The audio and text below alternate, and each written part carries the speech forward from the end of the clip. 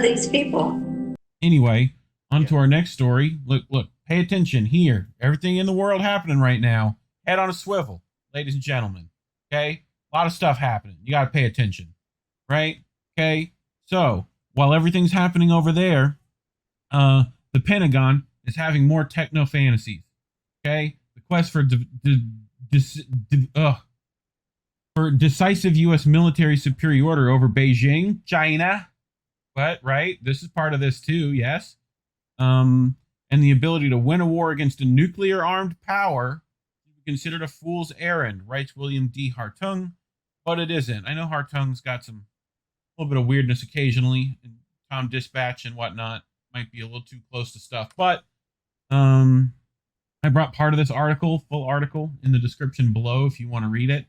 But on August 28th, Deputy Secretary of Defense Kathleen Hicks, chose the occasion of a 3-day conference organized by the National Defense Industrial Association, aka the NDIA, the arms industry's biggest trade group, to announce the REPLICATOR Initiative.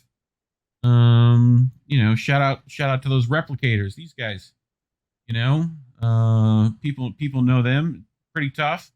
Teal'c had a tough time with these. All right. So, among other things, it would involve producing. What is it producing there, Care Bear? You know these things. Drones. Swarms of. Where have we seen this before? Don't give me PTSD. I know, bro. That could hit thousands of targets in China on short notice. Call it the full-scale launching of techno-war.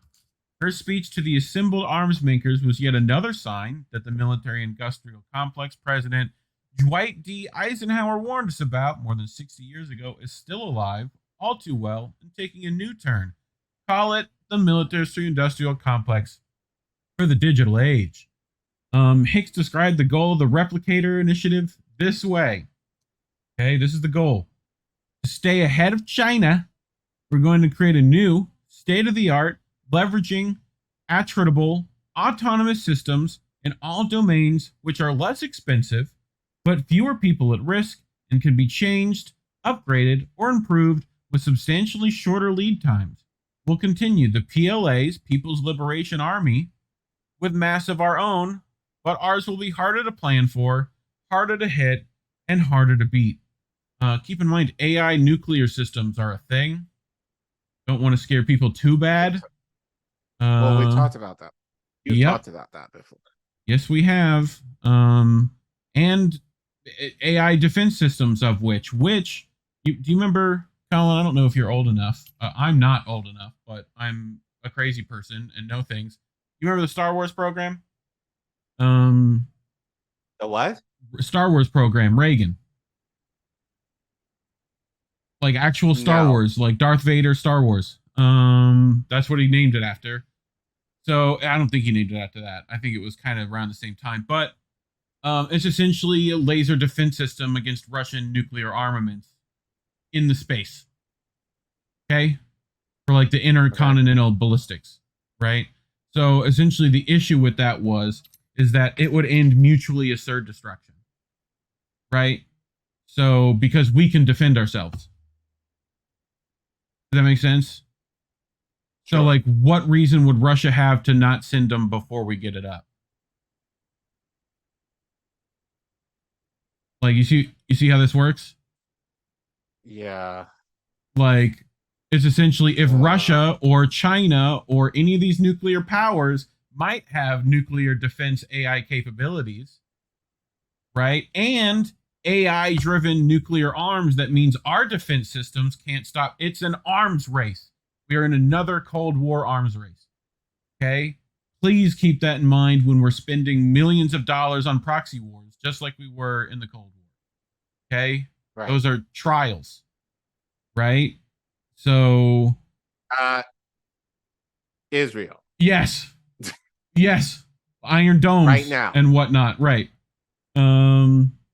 So think of it as artificial intelligence goes to war. And, that word, attritable, a term that doesn't exactly roll off the tongue or mean much of anything to the average taxpayer is pure Pentagonese for the ready and rapid replaceability of systems lost in combat. Let's explore later whether the Pentagon and the arms industry are even capable of producing the kinds of cheap, effective, easily replicable techno-war system Hicks touted in our speech. First, though, let me focus on the goal of such an effort confronting China, which we're going to get to. But keep in mind as well, what were they talking about in Ukraine in regards to Russia? That they weren't getting chips, right? You remember this talk? That they weren't getting... yeah. Right. China is one of the biggest producers, biggest chip manufacturers, right? So we've talked about in New Guinea and Papua New Guinea, Chinese drones are being used, right? Right. They're testing that there. So artificial intelligent drone swarms, just big ones, and less swarmies, more like, I don't know, flocks. You know, like 9 or 10 of them all shooting their mortars at, you know, huts. What does that sound like? So just so no one would miss the point, in her NDIA speech, Hicks reiterated that the proposed transformation of weapons development with future techno-war in mind was squarely aimed at Beijing. We must, she said, ensure that PRC leadership wakes up every day considering the risks of aggression, and concludes, today is not that day. And not just today, but every day between now and 2027, now and 2035, now and 2049 and beyond, innovation is how we do it. This is supremacy, Collin. Wait, doesn't Taiwan is also a big chip? Yes. Which is China. Yep. Right. But I mean, we're looking at Taiwan next. Yep. In terms of another potential proxy war. Right. So which you've seen direct energy weapons. This is, you know, we just had on pasta that whole Hawaii thing that might be part of that too. So nothing like a little microwave laser from space, which is why you're seeing the Space Force, which Trump put in, right? But who kept that going, Care Bear? Who didn't get rid of that? Like, you haven't done anything on the soundboard today, so I know, right? What? Why is it not? Biden. My sound pad is being lovely today. That's okay. Yeah. That's all right. We got the point, though. And Corn Pop was a bad dude. There we go. So I just want people to keep that in mind. This is supremacy. We changed our military strategy to be supremacy. We must be able to beat all oncomers tenfold. Right? So where do you think that money's going to start going? The notion that advanced military technology could be the magic solution to complex security challenges run directly against the actual record of the Pentagon and the arms industry over the past 5 decades. In those years, supposedly revolutionary new systems like what, Collin? The F-35 combat aircraft, everyone's favorite ejector seat simulator, the Army's future combat system, and the Navy's littoral combat ship have been notoriously plagued by cost overruns, schedule delays, performance problems, and maintenance challenges that have, at best, severely limited their combat capabilities. In fact, the Navy is already planning to retire a number of those littoral combat ships early, while the whole FCS program was canceled outright. They're not even building those things anymore, Care Bear. But you can count on one thing. The new approach is likely to be a goldmine for weapons contractors. Even if the resulting weaponry doesn't faintly perform as advertised, this quest will not be without political challenges, most notably finding the billions of dollars needed to pursue the goals of the Replicator Initiative, while starving off lobbying by producers of existing big-ticket items like aircraft carriers, bombers, and fighter jets. Members of Congress will defend such current generation systems fiercely to keep weapon spending flowing to major corporate contractors and so into key congressional districts. One solution to the potential conflict between funding the new systems touted by Hicks and the costly existing programs that now feed the titans of the arms industry jack up the Pentagon's already massive budget and head for that $1 trillion peak, which would be the highest level of such spending since World War II, as it is every year. The Pentagon has built its strategy around supposed technological marvels like the electronic battlefield in the Vietnam era, the revolution in military affairs first touted in the early 1990s, and the precision-guided munitions praised since at least the 1991 Persian Gulf War.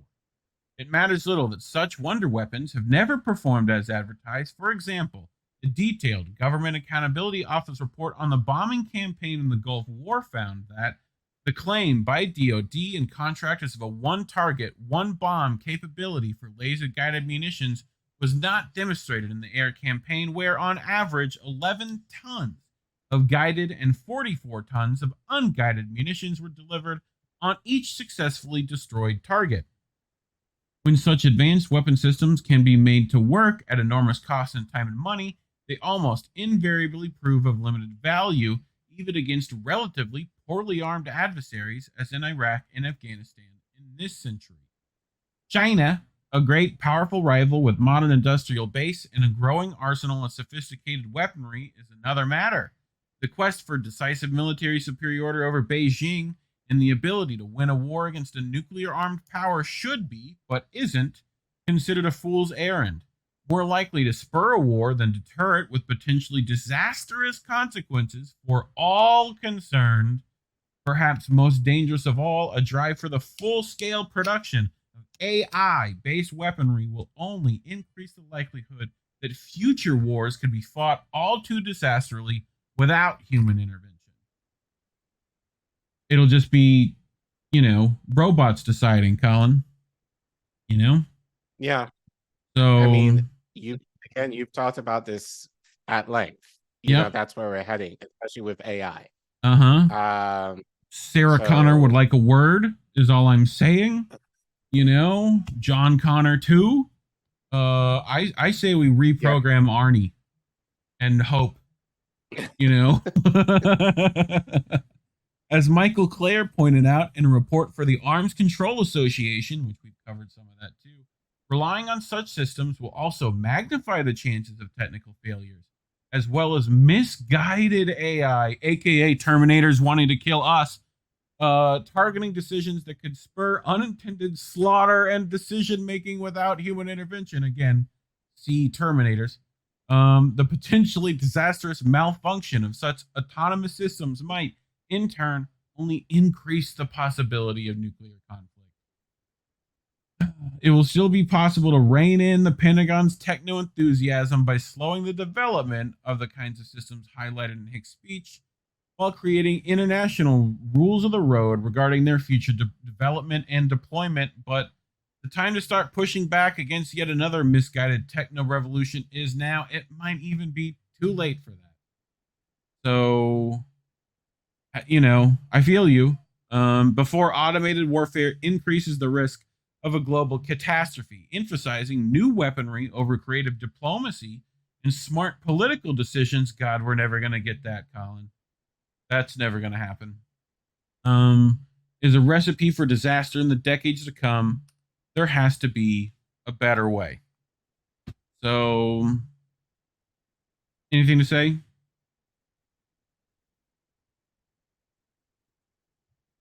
More money for war. Yeah. That's all it comes down to. And it's just going to get a lot more, as you said, as the article said, a lot more tech-based, which is going to keep it's going to keep Raytheon and all of them employed pretty handsomely, I would argue. Yep. Remember how I talked about facial recognition, artificial intelligence guns from Israel? Yes. Remember that? Yes. Remember their drone swarms and their drone programs? Oh, and not to mention the biolabs in Israel. That's also a thing. and the lab grown meat. Which now I'm thinking like, who's to And the say bug now bread. that a lot of this proposals will probably be wrapped up now with Israel now. Huh? So yeah, We're fucked. done. We're fucked. Yeah. Yeah, in a matter of speaking. Yep. And if it's not Israel, it's going to be China. If it's not China, it's going to be Russia. If it's not Russia, it's going to be somewhere in the global south. They're just going to give the excuse to kind of wrap up a lot of this. And as you reported, it doesn't take a whole lot. It could be like a drone the size of your hand, essentially. Yeah. That or smaller.